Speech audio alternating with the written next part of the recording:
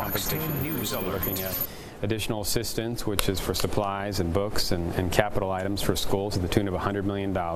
This is in addition to capital funding and inflationary and growth funding as well. It is permanent, it is ongoing, it is inflated. So it's about a $1.5 billion investment over the coming few years, which is an enormous investment and commitment to K-12 education. It's something to be excited about. So no tax increases? No tax increases. I guess the big question that a lot of people have is, where is this money going to come from? Yeah, so it is a combination of things. We did accept some acknowledgement of what we believe will be additional revenue from economic growth. We didn't go to the extent that the governor had gone, and so to the extent he's right, that'll be even more money that comes in the future to afford critical things. There was a fee increase on vehicles that hadn't been increased in decades, and so that's not tied to teacher pay. It's tied to another expense, but it freed up resources for the general fund to then add a lot more money to education funding. And while not everybody supported the fee increase, it nevertheless passed the legislature last week or early this week, and so that created a capacity for additional money for other critical areas like education funding. In a previous interview just earlier with Channel 12, the governor said that some of the money would come from significant changes in the state government. Can you talk about that? So there are efficiencies throughout the budget that are realized, and some funds that have surpluses that we use to help fund not really the teacher pay component, but again, to the extent that we free up the general fund, we can continue to focus getting that money to teacher pay. So a lot of this was in the governor's plan back in January, and so we took that plan and built upon it. We added some of our own revenue components as well. The biggest change was the fee increase, but it was that combined with everything was able to get us to the point we needed to be to afford a teacher pay raise to the tune of 20%. And this also promises, a lot more in terms of like the money for support staff and textbooks and capital improvements in schools. I mean, that sounded earlier. It sounded like we didn't know where the money was going to come from, so this just seems very sudden and very quick. So we already had money for a lot of those things. It's not targeting any area except for teacher pay. I mean, everything we heard in the beginning was about teacher shortages and a teacher crisis and teachers, needing to make more money as they should, getting paid what they deserve. That's not to say that there aren't other important areas, but this was the focus in the beginning. And so we've always been focused on teacher compensation. Ultimately, the districts need to make these decisions for other areas, and we are giving resources to fund those other areas as well. Which department has a surplus? Are you able to talk more about where the shift of the revenue is? Sure. So, and it wasn't really identifying necessarily surplus as it was more efficiencies or even scaling back in some areas. Nothing that is for a vulnerable population. In fact, we have other spending increases we're still finalizing in the budget, but for DD and adoption and foster care and the arts and all these other areas. And so we're going to be putting the final touches on those items working through the weekend, hoping to introduce then a budget early next week and to push it out next week. Yeah, so the deal's been agreed upon, but not yet approved. And you're expecting that to happen next week? So we agreed on the education component, which is by far the largest component of the budget. We are pretty much there on the rest of the budget, but I need to go back to my members here in the House and kind of fill them in on the details. I don't want to get too far ahead of them. But from the get-go, we were all focused on teacher compensation, education funding, that additional investment over the coming years.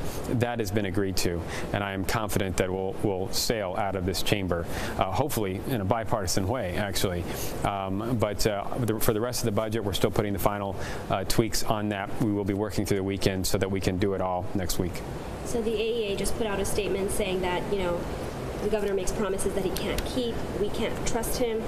When he had a chance to meet with us, he let us down. Saying, quote, they ran from red. Just your response to that. Yeah, so it seems to me that there are some people who just will refuse to accept a good thing. This is a phenomenal investment. We have never done anything like this in the history of our state. Some people are going to be the naysayers. We will see next week. I'm sure next week, when we pass exactly what the governor and I and the Senate President have agreed to, they'll come up with some other reason as to why it is not good enough. But the vast majority of the people of this state, I believe, will look upon this as exactly what it is, a phenomenal day for the teachers in Arizona. And then we also got an email from Mr. Garcia's office saying that this was all political, just in time, how convenient, that kind of thing. So if a politician is saying it's all political, you probably should take that with a grain of salt. As you may remember, what was very political was when this movement, this Red for Ed movement, was just getting underway. Guess what happened? The AEA decided to hijack an announcement to endorse Mr. Garcia for governor. If anybody is being political, it is the AEA and Mr. Garcia. And so overall, what do you think teachers will have to say to this news? I think the vast majority are going to say this is a great day. We always knew that there were some who were going to say it's not enough, no matter what we did, that it's not enough. But once they see this budget, this come to fruition next week, when they see their paychecks increase in a substantial way, not only this year, but the year after and the year after that, that there's a lot to be excited about here. There's always more to do, and this doesn't mean the conversation about education and education resources ends today. It does not. But this is a giant leap forward, and we should acknowledge it for what it is. Are we going to hear from other departments or other agencies next week, like the surprise, like, wait, you're taking money from our agency? Any? No, there's very little that's going to be a surprise in the way of those types of items. We really scrubbed the numbers in terms of economic data and revenue forecasts and projections because we wanted this to be real. One of the criticisms was, is the money going to materialize? This budget will not be relying on money materializing to the extent the governor had. It's much more conservative. To the extent that revenue projection was right, that'll be even more money, and I guarantee you we're going to be funneling that money as well to education and some of these other critical areas. So again, all the way around, it's going to be a great thing. And the vote is expected to take place when next week? So we're going to be working through the weekend until we get the final touches. A lot of what goes into a budget is not just numbers. In fact, that's really the easiest part. It's in the details and the text to make it happen. Our staff will be working through the weekend. We will introduce that as early next week as we can. Any bill moving through the process generally takes a few days, even when you have agreement. So it'll be moving through next week, but I'm hoping the early part of next week is when you'll see the actual budget. And just one more real quick, the AEA again saying, suddenly we get an announcement of a plan without any details. Educators cannot wait any longer for the governor to fix this. So again, I think that the AEA is sort of trying to take advantage of their what I would consider a political opportunity. They don't want to acknowledge this great thing for teachers, so they're going to be criticizing it. I expect that will never stop, no matter what happens. And so I think the vast majority of teachers and the people of Arizona are going to see this for what it is. That is a political statement. But when they actually see the budget and see the teachers getting the raises we have promised, I don't think there'll be much left for them to say.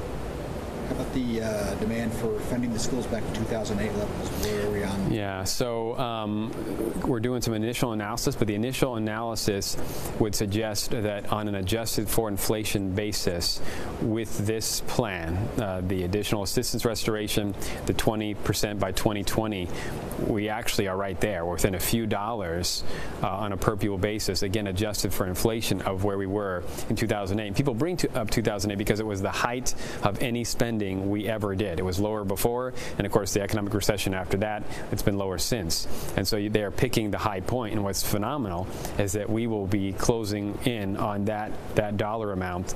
That's a phenomenal achievement, really. And the process, so this will be presented to, does it have to pass in both houses? What is the process going forward? Yeah, so what we would do is introduce the budget in both chambers so that we can move it concurrently through both chambers, and then as we get to the final process, we would swap, and it's a maneuver, but basically it allows us to speed things along so that we can move them together as opposed to one chamber and then the other chamber. That's why I'm anticipating that next week we'd have a budget. And how tough was it to get the fellow legislators to come together and agree on this deal? So we were really in agreement on the 20 by 2020 early on, and really it's just a matter of them seeing the final details. And the truth is they have not. There's a lot of trust in me as the Speaker of the House, and in my discretion. They've empowered me to make those decisions and and negotiate in that way. They will also need to see those details next week. But in some ways, the 20 by 2020 is a simple thing. The budget is, numerous items, but this is one item, and it's very big, and we really all rallying behind that from the get-go, and that's where we have agreement. Going to put the rest of the finalizing touches on the budget in the coming days, and then share it with the members and get their feedback.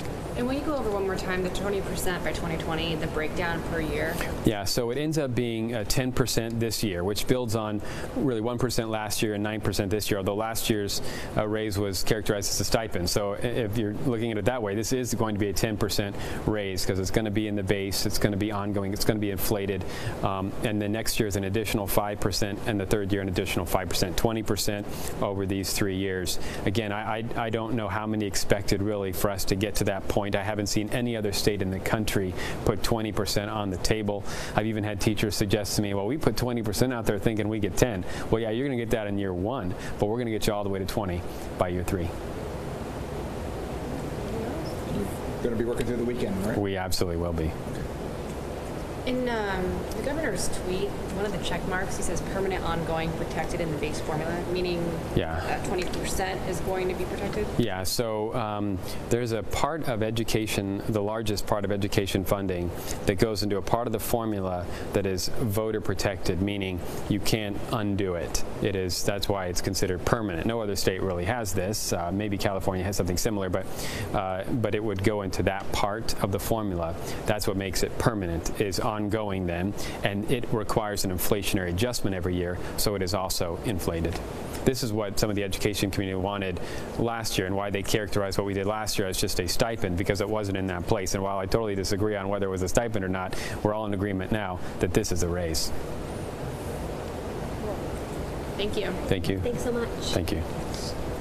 Great. Yeah, if I could have you aside for a few minutes, would you like to do it in your office or? All right, everyone, that was Arizona House Speaker JD Mesnard talking about the education deal that Arizona Governor Doug Ducey took to Twitter about not long ago. Just want to let you all know we have the information on fox10phoenix.com. According to the governor's tweet, teachers will receive a 20% pay increase by 2020, and support staff will be allocated an extra $100 million, increasing to $371 million over 5 years. Let's see if Mesnard's still saying anything. The end of April today. Okay. All right, he was just wrapping up there. Some follow-up questions. We were also watching some whale watching in the San Francisco Bay Area. This is News Now, part of fox10phoenix.com. Let's go back to the whale.